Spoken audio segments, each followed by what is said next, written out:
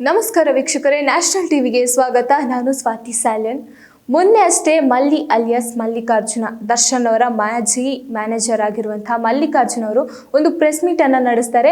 ಆ press meet ಅಲ್ಲಿ ಹೇಳ್ತಾರೆ, ದರ್ಶನ್ ಅವ್ರಿಗಾಗಿರ್ಬೋದು, ಬೇರೆ ಯಾರಿಗೆಲ್ಲ ಅವ್ರು ಹಣ ಕೊಡೋಕ್ಕಿದೆ, ಅವರ ಮೇಲೆ ಸಾಲದ ಭಾರ ಎಷ್ಟಿದೆ, ಆಮೇಲೆ ಯಾರ್ಯಾರಿಗೆ ಅವರಿಂದ ಮೋಸ ಆಗಿದೆ ಅಥವಾ ಬೇರೆಯವರಿಂದ ಅವ್ರಿಗೆ ಎಷ್ಟು ಮೋಸ ಆಗಿದೆ, ಈ ಥರದ್ದೆಲ್ಲ ಪ್ರೆಸ್ ಮೀಟ್ ಅಲ್ಲಿ ಮಾತನಾಡಿದ್ದಾರೆ.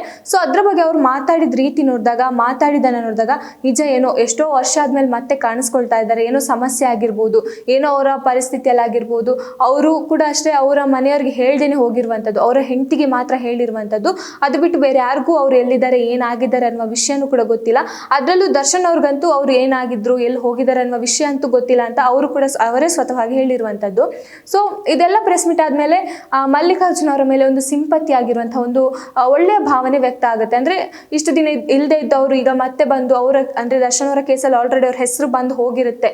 ಯಾಕಂದರೆ ಮಲ್ಲಿಕಾರ್ಜುನನ್ನ ಕೂಡ ಅವರು ದರ್ಶನ್ ಎಲ್ಲೋ ಒಂದು ಏನೋ ಒಂದು ಕೊಲೆಯನ್ನ ಮಾಡಿರ್ಬೋದು ಅಥವಾ ಎಲ್ಲೋ ಒಂದು ಅವ್ರನ್ನ ಕಿಡ್ನಾಪ್ ಮಾಡಿರ್ಬೋದು. ಈ ತರ ಸಾಕಷ್ಟು ಒಂದು ವಿಚಾರಗಳು ದರ್ಶನ್ ಹಾಗೂ ಮಲ್ಲಿಕಾರ್ಜುನ್ ಅವ್ರ ವಿಚಾರದಲ್ಲಿ ಬಂತು. ಅದು ಯಾವಾಗ ರೇಣುಕಾ ಸ್ವಾಮಿ ಕೊಲೆ ಪ್ರಕರಣದ ನಂತರ ಮಲ್ಲಿಕಾರ್ಜುನ್ ಅವರು ಕಾಣೆ ಆಗ್ತಾರೆ, ಒಂದಷ್ಟು ದಿನ ನಾಪತ್ತೆ ಆಗ್ತಾರೆ.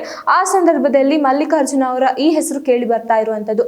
ಅದಾದ್ಮೇಲೆ ಅದಕ್ಕೆ 8 ವರ್ಷಗಳ ಬಳಿಕ ಮತ್ತೆ ಕ್ಲಾರಿಟಿಯನ್ನು ಕೊಡೋಕೆ ಮಲ್ಲಿಕಾರ್ಜುನ್ ಅವರು ಒಂದು ಪ್ರೆಸ್ ಮೀಟ್ ಅನ್ನ ಮಾಡ್ತಾರೆ.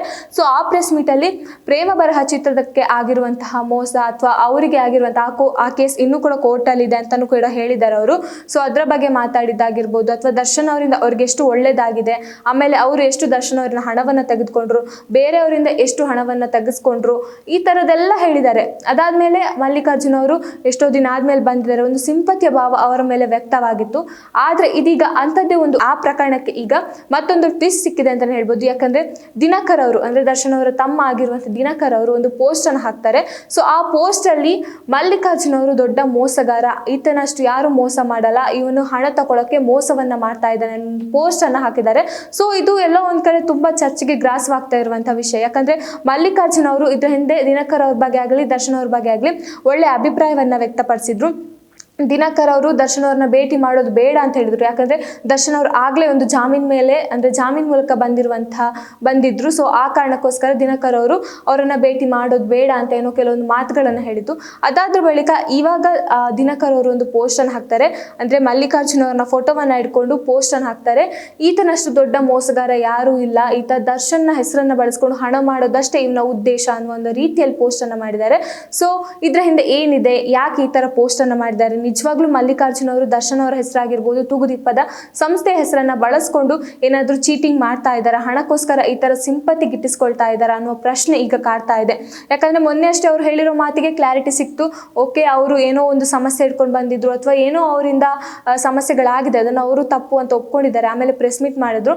ಆಮೇಲೆ ಅವರ ಮೇಲೆ ಇದ್ದಂತಹ ಕೆಲವೊಂದು ಸಂಶಯಗಳೆಲ್ಲ ದೂರ ಆಯ್ತು. ಆದ್ರೆ ಇದೀಗ ಮತ್ತೊಂದು ದಿನಕರ್ ಅವರ ಪೋಸ್ಟ್ ಮೇಲೆ ಒಂದು ಕುತೂಹಲಕಾರಿಯಾಗಿರುವಂತಹ ಒಂದು ಪ್ರಶ್ನೆ ಕೂಡ ಮೂಡ್ತಾ ಇದೆ.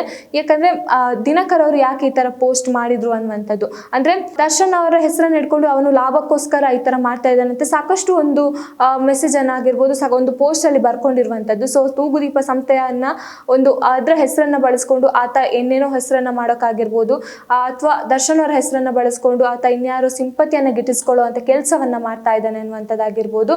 ಸೊ ದರ್ಶನ್ ಹೆಸರನ್ನ ಬಳಸಿ ದುಡ್ಡು ಮಾಡೋದು ಇವನ ಹುನ್ನಾರ ಅನ್ನೋ ರೀತಿಯಲ್ಲಿ ಮಾತಾಡಿದ್ದಾರೆ. ಸೊ ಹಾಗಾಗಿ ಇವನ ಮಾತನ್ನ ಯಾರು ಕೂಡ ನಂಬೇಡಿ ಅಂತಾನು ಕೂಡ ಹೇಳಿದ್ದಾರೆ. ಸೊ ಹಾಗಾಗಿ ದಿನಕರ್ ಅವರ ಈ ಪೋಸ್ಟ್ ಈಗ ಬಹಳಷ್ಟು ಚರ್ಚೆಗೆ ಗ್ರಾಸವಾಗ್ತಾ ಇದೆ. ಒಂದಷ್ಟು ಗೊಂದಲಗಳು ಚರ್ಚೆ ಆಗ್ತಾ ಇದೆ. ಯಾಕಂದ್ರೆ ಮಲ್ಲಿಕಾರ್ಜುನ್ ಅವ್ರು ಹೇಳಿರೋ ಮಾತಿಗೂ ಈಗ ದಿನಕರ್ ಅವ್ರು ಮಾಡಿರೋ ಪೋಸ್ಟ್ಗೂ ಒಂದಕ್ಕೂ ಯಾವುದಕ್ಕೂ ಲಿಂಕ್ ಇಲ್ಲ. ಆದ್ರೆ ದಿನಕರ್ ಅವ್ರು ಯಾಕೆ ಈ ತರ ಪೋಸ್ಟ್ ಅನ್ನ ಮಾಡಿರ್ಬೋದು, ಯಾಕೆ ಮಲ್ಲಿಕಾರ್ಜುನ್ ಅವರ ವಿರುದ್ಧವಾಗಿ ಮಾತಾಡಿದ್ದಾರೆ, ನಿಜವಾಗ್ಲೂ ಮಲ್ಲಿಕಾರ್ಜುನ್ ಅವ್ರು ಹೇಳಿದ್ದು ಸುಳ್ಳ, ಅಥವಾ ದಿನಕರ್ ಅವ್ರು ಯಾಕೆ ಈ ತರ ಒಂದು ಆರೋಪವನ್ನ ಮಾಡ್ತಾ ಇದ್ದಾರೆ ಅನ್ನುವಂಥ ಪ್ರಶ್ನೆ ಈಗ ಕಾಡೋಕೆ ಶುರುವಾಗಿದೆ.